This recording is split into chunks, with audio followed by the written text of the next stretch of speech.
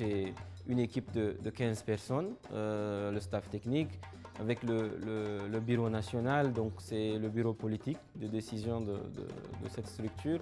Nous avons plus d'une douzaine de partenaires et mon travail au quotidien, donc, c'est d'amener ces partenaires à financer les projets que nous concevons. À l'ouest, par exemple, à Tillabéri, beaucoup d'écoles sont fermées.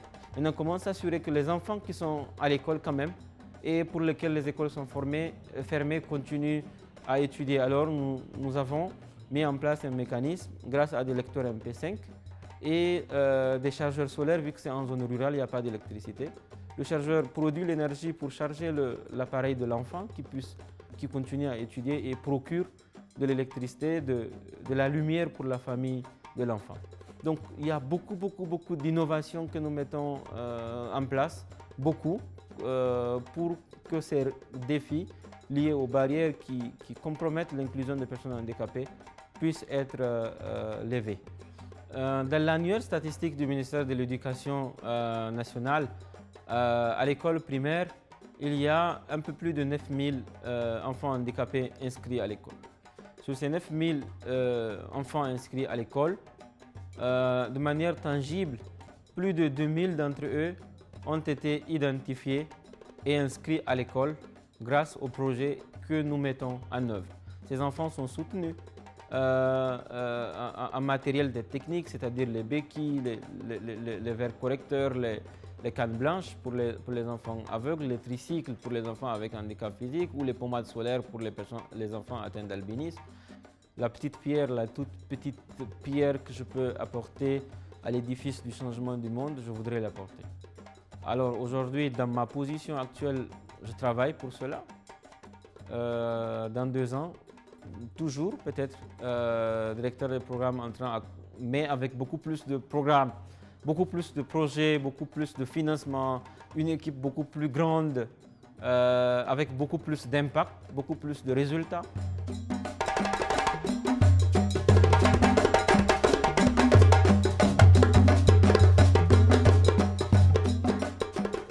Je suis ce qu'on appelle à la base un père éducateur.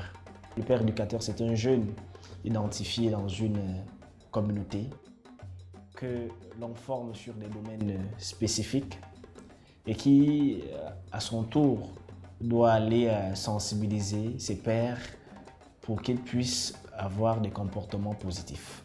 Et dans le cadre de mes activités associatives et communautaires, je mène des activités pour la promotion de la santé des adolescents et jeunes, particulièrement la santé de reproduction des adolescents et jeunes.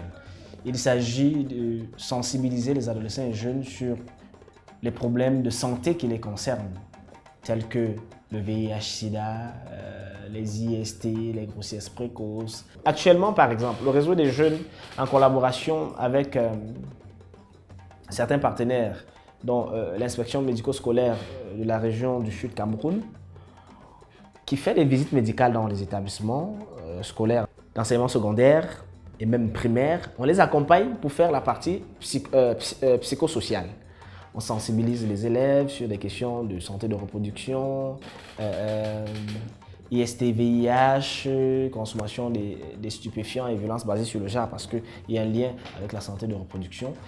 Et lorsque nous discutons avec les jeunes, ce qui nous revient et ce que nous leur disons, il y a un écho. Et quand vous voyez des jeunes qui ont des difficultés, vous leur donnez des conseils, qui vous appellent pour vous dire merci, ou qui écrivent dans les groupes WhatsApp ou la page Facebook du réseau des jeunes pour remercier, et des jeunes qui décident de s'enrôler même parce qu'ils ont eu un contact à travers une causerie éducative ou une formation et qui décident de s'enrôler pour devenir également père éducateur, ça veut dire qu'il y a des bons résultats quand même derrière.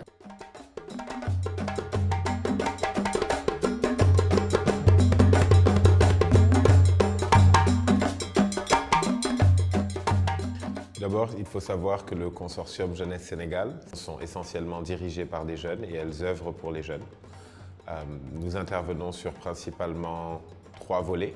Le premier volet étant les questions relatives à l'inclusion des jeunes, leur accès à l'information, leur accès aux opportunités, leur accès à l'identité également, leur participation citoyenne en tant que votant ou en tant que potentiel élu. Le deuxième volet étant l'apprentissage. Donc, dans le cadre du programme que nous menons aujourd'hui à Guédiawaye, qui s'appelle le projet Jeunesse Espoir, nous avons touché jusque-là 133 000 jeunes sur un objectif de 200 000 jeunes au bout de 3 ans et nous en sommes à la fin de la deuxième année. Nos résultats sont variés. D'abord en termes d'inclusion, il faut dire que notre dispositif du guichet jeunesse que l'on a lancé en décembre 2021, donc il va avoir 1 an de mise en route, a totalisé jusque-là presque 10 000 jeunes par mois de visite sur notre plateforme pour avoir accès à des opportunités de diverses natures.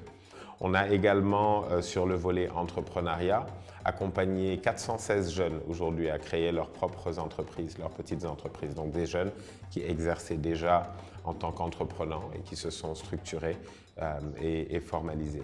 En termes de formation, donc, nous avons accompagné 392 jeunes sur cette même année.